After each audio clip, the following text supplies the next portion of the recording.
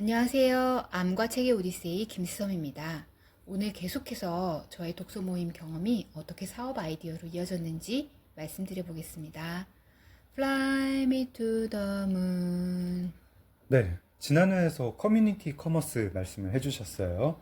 그리고 그런 모델로, 그 비즈니스 모델로 이렇게 사업을 하는 그런 사이트들을 참고하고 연구했다는 얘기도 해주셨습니다. 어떤 사례들이 있었나요? 지난번에는 좀 몇 가지 잘 된 회사들, 네, 여러분이 좀 아실 만한 회사들을 말씀드렸는데 사실 그 사례들만 연구한 건 아니고요. 네, 아무래도 사업에 임하는 입장이었기 때문에 좀 철저하게 조사를 하고 실패 사례나 성공 사례들을 좀 확인하고 싶다라는 마음에 여러 가지 커뮤니티들을 조사를 했었습니다. 네, 지금 기억나는 것만 해도 지난번에는 제가 별 생각 없이 말씀을 드렸는데요.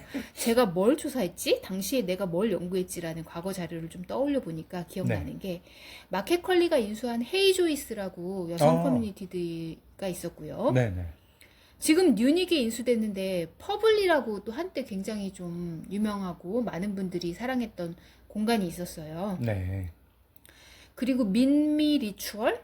그래서 어떤 매일매일 어떤 비슷한 네, 의식들을 행하는 그런 네. 커뮤니티도 Meet 있었고, me ritual. 네. 네, 챌린저스라고 어떤 좋은 습관을 만드는 그런 앱도 있었거든요. 네. 굉장히 좋다라고 생각하고 좀 멋지다고 생각했는데 오래간만에 찾아봤더니 성격이 완전히 달라졌더라고요. 아, 그래요. 네, 챌린저스는 원래 우리가 뭐 며칠 안에 뭐 영어 문법에 도전한다. 네, 며칠 동안 아침 7시 기상에 도전한다. 뭐 언제까지 무슨 이 외국어를 내가 정복하겠다. 이런 목적을 가지고 있는 앱이었는데 지금은 무슨 뷰티 뭐 관련된 제품들을 얻는 곳이 됐어요. 헐. 그게 원래는 나는 이렇게 선언을 하고 네, 다른 사람들이 이제 보면 아무래도 그 압력이 있으니까 뭐 네, 난 오늘부터 뭐 밀가루 안 먹을 거야 며칠까지 뭐 이렇게 선언을 하고 그거를 이제 자기가 어떻게 실행하는지 이제 거기 기록을 하면 다른 사람들이 응원을 하고 이런 사이트였던 거죠. 네. 근데 어, 이름에서도 챌린저스잖아요. 그쵸.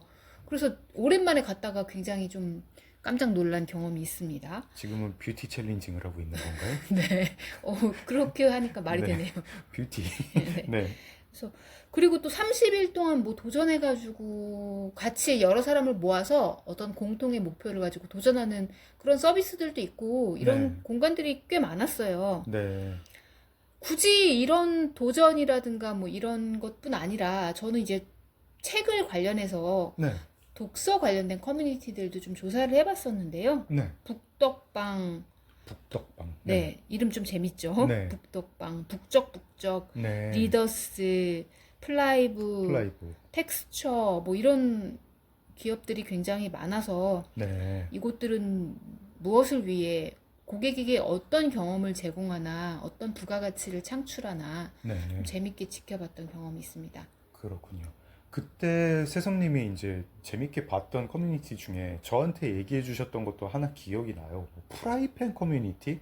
와, 이 커뮤니티가 잘 되는 거 보면 책 커뮤니티는 안 될 수가 없다. 이런 식으로 얘기를 해 주셨던 것 같은데 제 기억이 맞나요? 네, 저희가 원래 제가 싸구려 프라이팬만 쓰는데 네, 저희 집에 누가 선물로 준 아마 저희 엄마가 선물로 주셨을 거예요. 네, 테팔 프라이팬이 있었어요. 네. 비싼 거니까 제가 아끼면서 잘 사용을 하고 있었는데 그게 그렇게 비싼 거예요? 테팔 프라이팬이? 꽤 그래도 몇만 원 하는 아, 고급 그래요? 제품이었을 거예요. 저희 맨날 몇천 원짜리만 쓰다가. 네, 저희 주로 다이소에서 네, 장만하잖아요. 네, 그래서 그걸 잘 쓰고 있던 차에 그게 기스가 났나? 뭐가 어떻게 됐었을 거예요. 그래서 궁금한 거예요. 이 프라이팬을 어떻게 내가 관리를 하고 유지를 해야 앞으로 계속 오래오래 쓸 수 있을까? 네. 그래서 인터넷 검색을 하는데 테팔 프라이팬 쓰는 사람들의 모임이 있는 거예요. 그래서 네. 정말 그때 약간의 문화 충격이었어요. 테팔 프라이팬을 쓰는 사람들의 모임. 모임. 아, 그래서 들어갔더니 와, 글도 엄청 많고 아, 활동도 그래요? 활발하더라고요. 네. 뭐 프라이팬을 길들일 때는 이렇게 길들이고 기스가 나면 이렇게 하고 뭐 그런 것들은 바로 제가 찾던 정보들이었는데 더 네. 재밌었던 건 테팔 프라이팬을 이용한 레시피. 그래서 막 네. 자기들 각자 요리한 것도 올라오고 그리고 테팔 프라이팬 공동 구매 뭐 이런 것도 진행하더라고요. 그건 혹시 테팔에서 운영하는 커뮤니티였나요? 근데 그랬었으면은 감동이 없었을 텐데 네. 그게 아니고요. 정말 테파의 프라이팬을 잘 쓰고 싶은 누군가가 처음에 네. 그 모임을 만들었나 봐요. 그래서 테파의 프라이팬 얘기만 하지 않아도 네. 다른 회사에서도 사실 프라이팬 만들잖아요. 네. 그런 이야기 해도 거기서 강퇴당한다거나 뭐 망신을 준다거나 안 됩니다 이런 경고를 하는 게 전혀 없었어요. 아, 그리고 뭐 강제로 이제 뭐 물건 구매 유도하거나 뭐 무슨 이벤트 합니다. 뭐 막 이런 거 너무 과하지 않고요. 네, 그런 점들이 참 보기 좋더라고요. 이게 테팔 측에서 그런 모임을 이끌면 필연적으로 제가 생각하는 그 파리피플의 행태를 그대로 겪게 되거든요. 그렇죠. 그 커뮤니티에 있는 모든 활동들이 어떤 한 회사가 무슨 물건을 많이 팔기 위한 이벤트로 되잖아요. 그렇죠. 근데 테팔 프라이팬 커뮤니티는 그런 점이 아니라서 참 좋았습니다. 근데 저는 하나 신기한 게요. 뭐 어쨌든 뭐 테팔 프라이팬을 좋아해가지고 사람들이 모였는데 왜 프라이팬 얘기만 하지 않고 온갖 얘기를 하는 거죠? 이미 뭐 요리 얘기로 가면 살짝 프라이팬에서 좀 벗어난 거기도 한데 거기에 막 요리 얘기 말고도 여러 이야기가 올라왔다면서요? 네, 그러니까 꼭 요리 얘기가 아니라 자신들의 일상이나 하루를 나누는 이야기들도 좀 올라오곤 했는데요. 네. 결국에는 그게 바로 커뮤니티의 매력이 아닌가 싶더라고요. 그 커뮤니티 활동을 하면 그 커뮤니티 추천해주는 제품 같은 거를 되게 많이 사게 되는 것 같아요. 그 이유가 뭘까요? 아무래도 지금 요즘에 물건이 희소한 시대가 아니잖아요. 음, 물건은 정말 많아요. 네, 너무너무 많습니다. 네. 여러분 어떤 물건을 사실 때 그 물건이 꼭 필요해서 사시나요? 그렇진 않으실걸요? 여러분이 필요한 물건 다이소에 가면 다 있어요, 정말. 저는 보는 순간 갑자기 제가 필요하다는 사실을 깨달아요. 맞아요, 저도요. 네, 다이소 한 바퀴 두르다 보면은 저한테 없던 물건, 그러나 반드시 필요한 물건이 왜 이렇게 제 눈에 잘 띄는지 모르겠어요. 그럼 필요해서 사는 거 아닌가요? 네. 어쨌든, 그러니까 물건 자체는 사실 굉장히 풍성하고 부유한 시대에 살고 있지만 물건의 종류가 또 너무 많잖아요. 네, 뭐 소금 한 가지 예를만 들어봐도 네, 예전에는 뭐 그냥 소금 하나만 팔았었다면 지금은 사이즈도 다 다르고 그쵸. 무슨 바닷가에서 온 소금, 굵은 소금, 가는 소금, 핑크 소금, 히말라야 히말라야, 소금, 네, 네, 별의별 소금이 다 있어요. 네, 그러면 난 뭐 사야 되지? 물론 저는 최저가 소금을 삽니다. 네, 네. 그렇지만 최저가가 아니라 좀 여유가 있으신 분들도 계시고 네, 꼭 굳이 그렇게 제일 싼 거는 좀 별로 기분이 좋지 않아. 좀 괜찮은 소금 그까짓 거 얼마나 한다고라고 생각하시는 분들 계시잖아요. 네, 그런 분들한테 가장 먹히는 방법이 자신이 좋아하는 연예인, 자신이 음, 좀 믿음직하다고 생각하는 음, 사회적 인사, 네, 유명인들이 어떤 제품을 쓰고 이거 좋아요 하면 네, 어차피 소금은 필요했는데 네, 사실 소금까지만 해도 양반이고요. 필요해서 사는 건 저는 그렇다고 쳐요.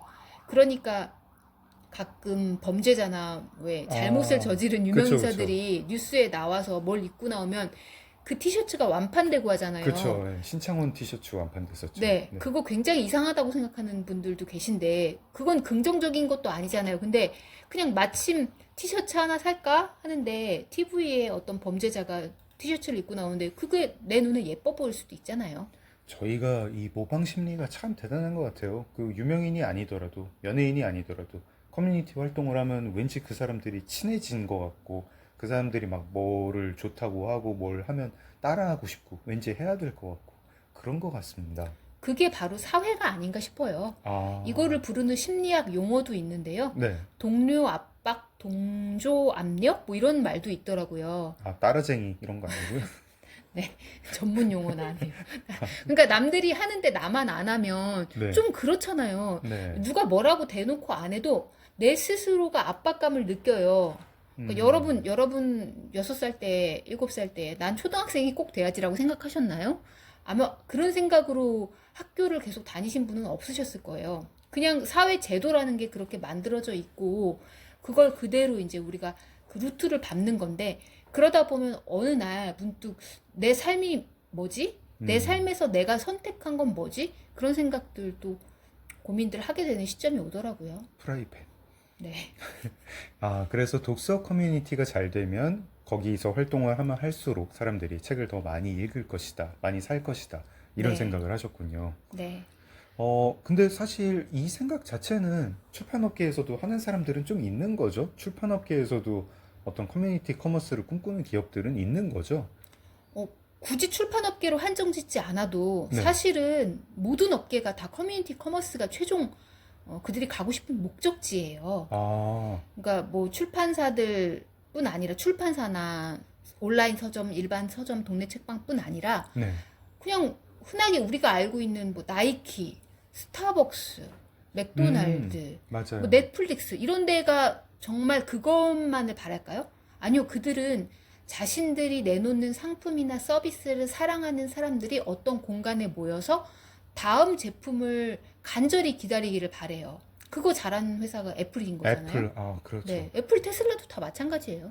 팬덤이 있는 회사들이 잘 되는 거군요. 네, 우리 제품을 계속 사랑해주는 사람들.